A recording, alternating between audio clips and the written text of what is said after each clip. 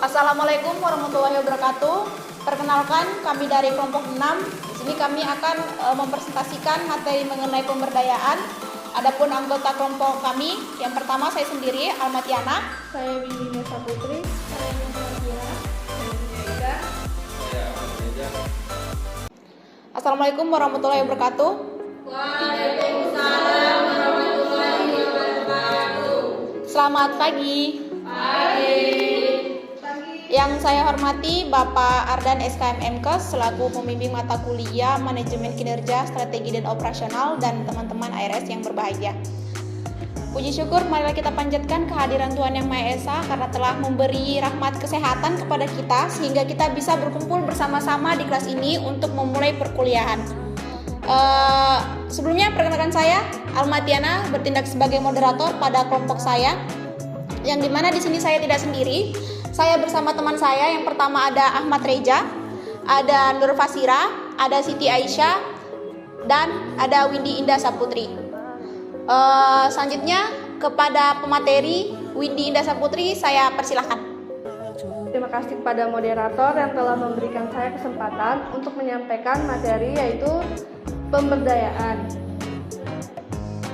Materi yang akan dibahas yaitu 1. Definisi pemberdayaan, 2. Perlunya pemberdayaan, 3. Manfaat pemberdayaan, 4. Hambatan pemberdayaan, 5. Memberdayakan budaya. Definisinya yaitu pemberdayaan secara umum diartikan lebih berdaya dari sebelumnya, baik dalam hal wewenang, tanggung jawab maupun kemampuan individual yang memilikinya. Sumber daya manusia yang diartikan daya yang bersumber dari manusia. Daya yang bersumber dari manusia ini dapat pula disebut tenaga atau kekuatan, energi maupun power yang melekat pada manusia itu sendiri. Dalam arti dapat ditunjukkan dalam hal tenaga, daya, kemampuan, kekuatan, keberadaan, peranan, wewenang, dan tanggung jawab yang dimiliki. Kemampuan yaitu pengetahuan, knowledge, keterampilan, skill, dan sikap attitude. Perlunya pemberdayaan. Di dunia ini tidak ada sesuatu yang sempurna. Oleh karena itu, perubahan terjadi menjadi lebih baik dan bukan terbaik. Semakin kita menuju perubahan yang alami, kemungkinannya semakin jauh dari apa yang kita harapkan. Manusia harus bersikap proaktif dan antisipasif. Sudah menjadi hukum alam mempertahankan status quo. Ada yang diuntungkan dan ada yang dirugikan. Keadaan yang sebaik apapun karena berjalannya waktu akan menjadi usang sehingga sungkar dibenarkan, manakala yang usang dipertahankan. Manfaat pemberdayaan. 1. Sebagai alat manajemen dalam rangka memberdayakan sebagai sumber untuk mencapai tujuan yang telah ditetapkan. 2. Sebagai pembaharuan manajemen dalam rangka meningkatkan kinerja organisasi. 3. Sebagai insenerator terhadap organisasi dalam rangka memanfaatkan peluang guna meningkatkan dan mengembangkan organisasi. 4. Sebagai mediator terhadap pihak lain dalam rangka meningkatkan kinerja organisasi. 5. Sebagai pemikir dalam rangka pengembangan organisasi. Adapun hambatan pemberdayaan yaitu 1. Tujuannya tidak jelas. 2. Nilai-nilai tidak jelas. 3. Filosofi manajemen yang tidak layak. 4. Kurangnya perencanaan dan pengembangan manajemen. 5. Struktur organisasi yang membingungkan. 6. Kontrol yang tidak memadai. 7. Rekrutmen dan seleksi yang tidak tepat. 8. Imbalan yang tidak adil. 9. Training yang kurang. 10. Stagnasi personal. 11. Komunikasi tidak berjalan lancar. 12. Tim kerja yang tidak berjalan baik. 13. Motivasi rendah. 14. Ada kreativitas rendah. Memperdayakan budaya. Memperdayakan adalah pemberian tanggung jawab dan wewenang dari atas kepada pegawai yang melibatkan adanya sharing informasi dan pengetahuan untuk memadu dan mengembangkan pegawai dalam bertindak sesuai dengan tujuan organisasi yang dinyatakan dalam satu skor sebagai tolak ukur.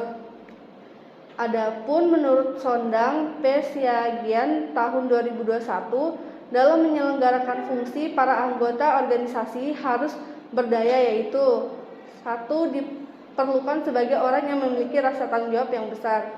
2. Diajak serta dalam pengambilan keputusan, bukan hanya menyangkut pekerjaan dan jabatan, akan tapi juga meliputi berbagai kehidupan organisasional pada umumnya. 3. Melakukan pekerjaan yang menarik, menantang, dan identitas yang jelas.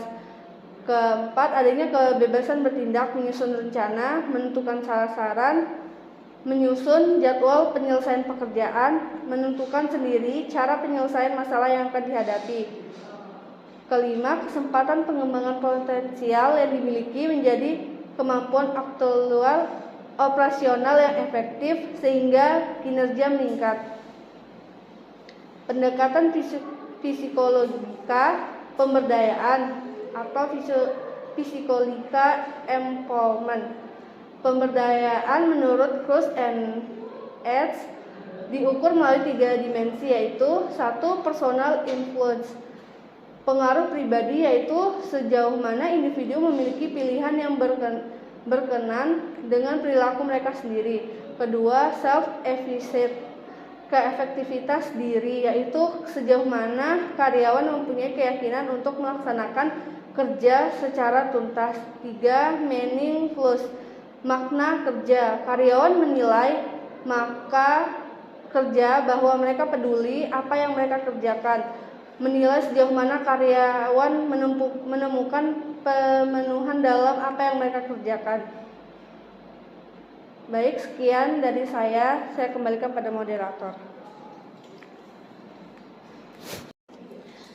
Baik teman-teman, selanjutnya saya buka sesi tanya jawab. Saya persilakan kepada teman-teman apakah ada ingin bertanya. Saya persilakan. Saya ingin bertanya. Saya Zahra Indria, perwakilan dari kelompok 5. Pertanyaannya, pada slide 8 tadi teman-teman sudah menjelaskan terkait pendekatan pemberdayaan psikologika. Lalu bisakah kelompok memberikan contoh dari masing-masing pendekatan tersebut? Terima kasih.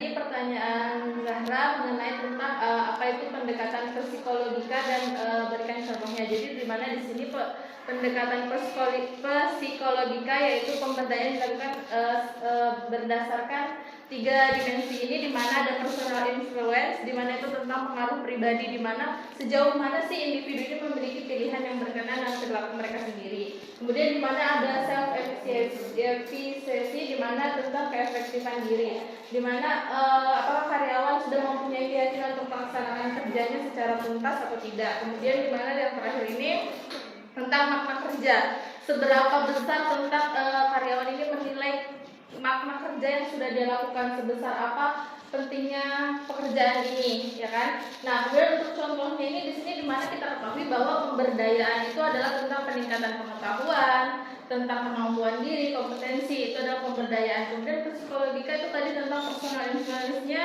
dari pengaruh pribadi, keefektifan diri, kemudian makna kerjanya. Jadi misalnya seseorang ini dilakukan peningkatan kemampuan berdasarkan psikologika itu tadi, dilakukan pelatihan-pelatihan tentang ini, bagaimana dia tuh misalnya kurang motivasi, dilakukan pelatihan pemberdayaan kepada orang-orang ini agar dia memiliki motivasi dalam bekerja dan dia percaya diri tentang kemampuannya.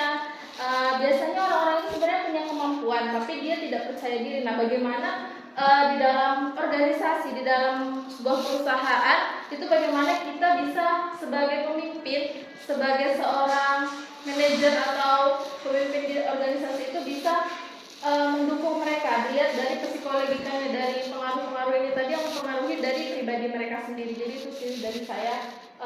Mungkin Zahra ada yang mau ditanggapi atau sudah cukup? Terima kasih. Terima kasih kembali. Baik, sekian presentasi dari kami. Kurang lebihnya saya mohon maaf. Assalamualaikum warahmatullahi wabarakatuh.